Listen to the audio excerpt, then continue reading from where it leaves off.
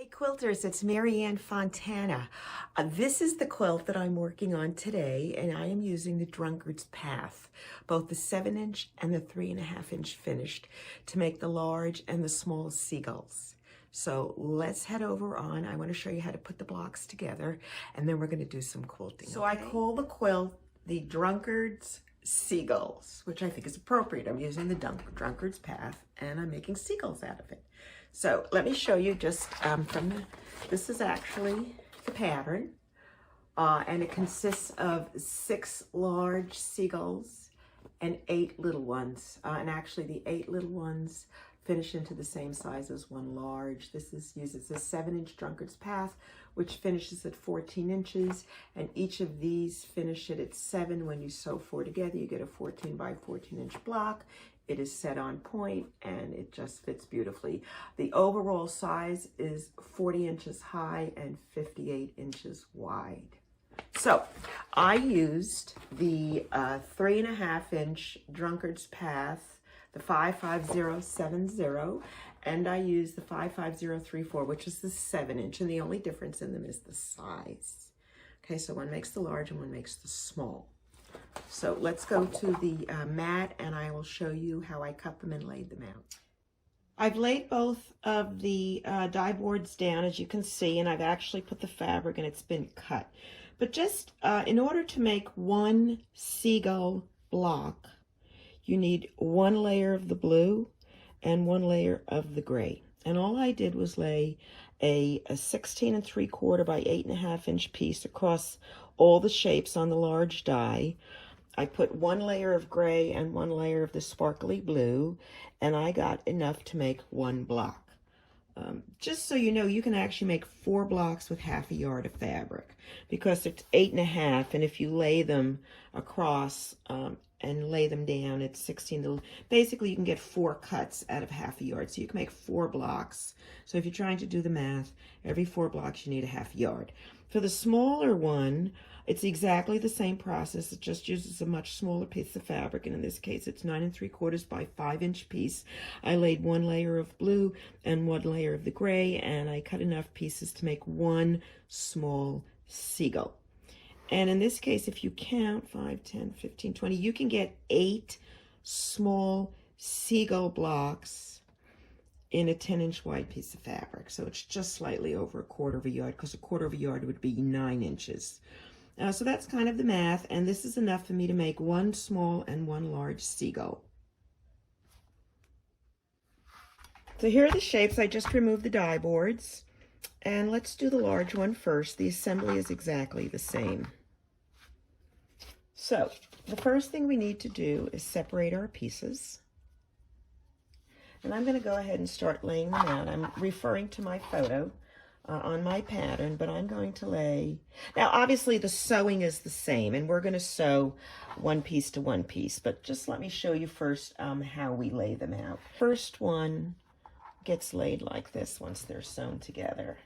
And then the second one, we use the white pieces. If I can do it correctly. Yeah, here we go. One goes here. And actually they're a light gray, as we talked about, and one goes here, and those are the wings. And then of course you have to have the opposite piece to make the squares.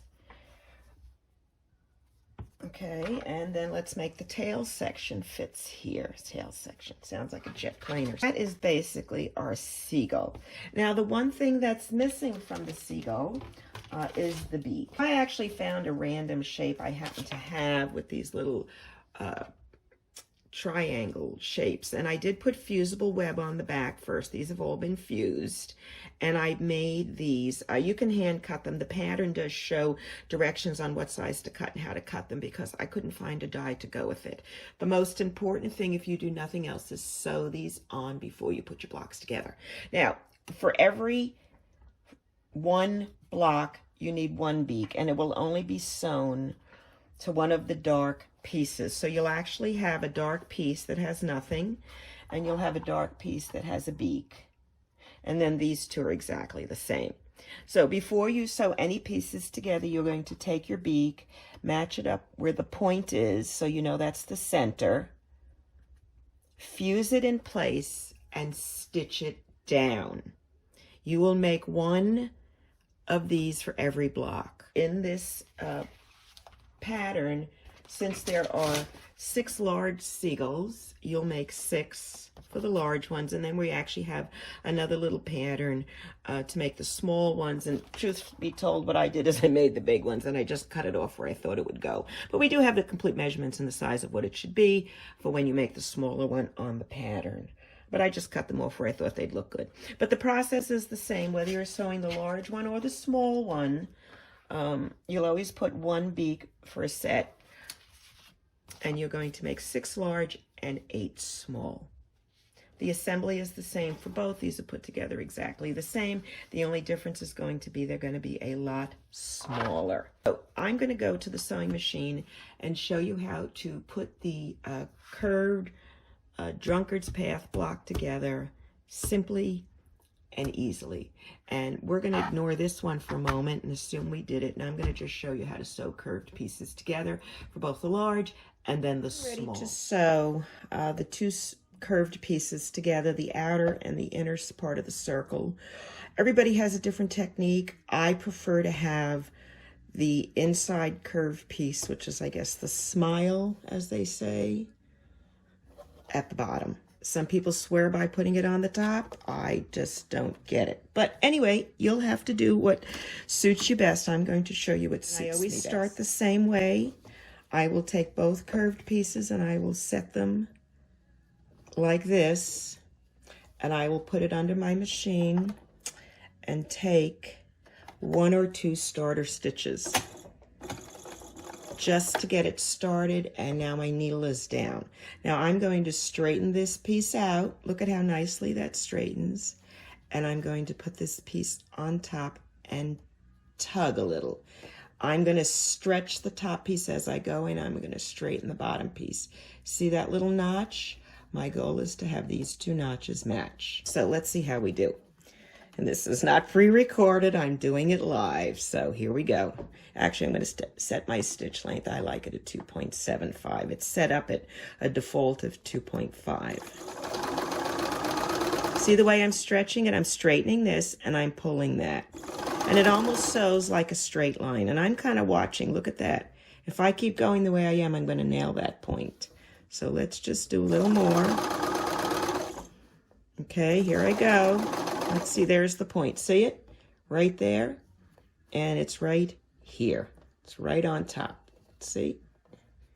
And all I'm doing is straightening this. Look at making it a straight line, and I'm pulling this straight. So I'm actually sewing 2 straight lines. But I got to keep tugging the top one. If you don't, it's going to be short. Don't pull the bottom one. All you want to do is straighten it. You're not pulling the bottom one, because if you pull them both, the top's going to be short. Ask me how I know. It took me a while to figure this out. And just as you get closer, don't get too excited. I've actually probably pulled it a little more than I need to. But anyway, here I go, and I'm going to cut out. So let's look. I made that a little bit longer than I needed to. I can tell by looking at it, but I want you to see. So look, though. No harm, no foul. It sews in nicely. Okay, now I will actually press it to the outside because that's the way it seems to want to go. And just let's just do this for a minute. Put my nail. And it's pretty good. It's not bad. Once it gets a press, it'll be good. Let's do one more.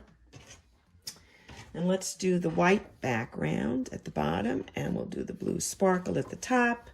And we line it up straight, the 2 pieces, just like I did before. Put it under my foot pedal. Take 1 or 2 stitches. Now I'm just going to go ahead and sew it. I'm not going to talk while I do it. I'm going to focus.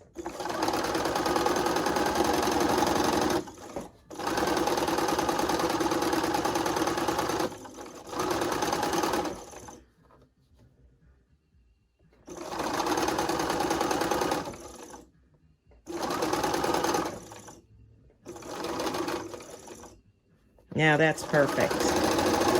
See? Okay, let's look. The other way I was talking, and it's hard to talk and sew at the same time, although I'm practicing. And so that one, again, is the opposite way, and we have a pretty good, and once I press it, and again, it just tends to like to go this way, so I'm going to, what I will do I will press both of them to the dark side, which means I will force this one in. And the reason I'm going to force this one in, and I'm going to leave this one going to the dark side, is so when I go later on and sew them together, if one is, they're both pressed to the dark side, I'll be able to kiss those seams together. And you know I love to kiss them. And that actually will give you a perfect seam. That's the large one. That will be the 14-inch finished. And these are the little pieces. It's the same concept. It's a little bit slightly more challenging just because it's a smaller piece. I would do the large ones first, because by the time you're finished with the large ones, you really got a sense of how they fit together. So always start with the large ones because they're easier.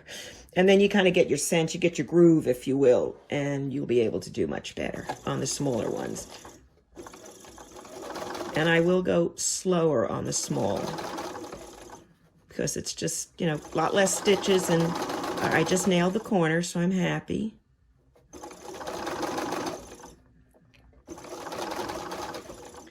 And I'm going to straighten that some more and pull this one. And I think that one actually is pretty good. Let's see. So there's the small one. Look at that. All right, let's do the other color. And then it's just a matter of practice. Practice, practice, practice, practice. And first, actually, I was real surprised. The first curved seam I ever did was the glorified 9-patch. And I really was afraid of it. I didn't want to do it. I was an AccuQuilt educator at the time. They sent me the die and said, oh, go make something. And I went, I got to go sew a curved seam. And I did. And I was so proud of myself. And it was so easy because the way these pieces are cut, this is cut on the bias, which allows you to pull and stretch it, as this one is. The only thing is we are stretching them kind of sort of in the opposite direction. Actually, I'm stretching the top one only, not the bottom. And that I think just nailed that one. Let's see. The goal is, let me get this thread cut. The goal is to actually get the two pieces to meet right there, and they actually did in this case. Now, you know what? If you're a little bit off, it doesn't matter, because that's why you have a 1/4-inch seam allowance. And with the other ones, I'm going to sew everything to the dark side, because again, if I sew this to the dark, and just for now, I'll finger press it. And I sew this to the dark, which is the opposite way. When I go to put them together, the seams will be in the opposite direction and they will kiss, and I'll get a perfect meeting of the two pieces. So that is how you sew the Drunkard's Path. Layout is very simple. You have to make 8 small ones, sew 4 together, make them into 2 4-patches, and then match them up with the large ones, and it is on point, so you do need setting triangles. The pieces have been sewn together. Hopefully you've become a master at it. Curving is really not that bad when the shapes are cut really well, which obviously is what AccuQuilt gives you. So I'm a big fan of theirs, needless to say.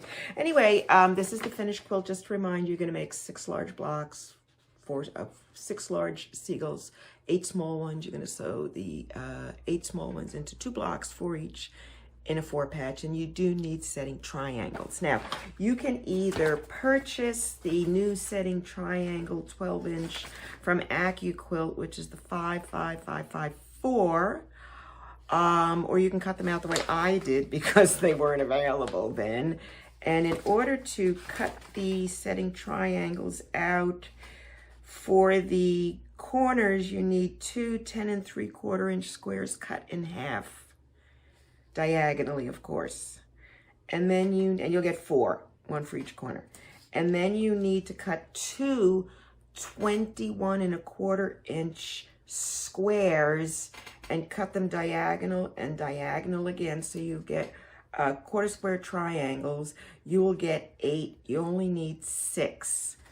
The placement is 1, 2, 3, 4, 5, 6. Okay, and then of course the 4 corners. So that's everything you need. You also can, if you would want to, you can purchase the pattern. I do sell it for $8 on my Etsy shop, which is Fontana Originals. We'd appreciate if you could buy the pattern and support my endeavors. I also have a blog. I have a YouTube channel. which all my videos will obviously be on, and it is, again, Fontana Originals. Everything is fontanaoriginals.com or Fontana Originals, whether it's YouTube or Etsy. Anyway, I hope you'll follow me. I hope you'll make some nice comments, encourage me to keep going, because I'm really having a good time. Happy quilting!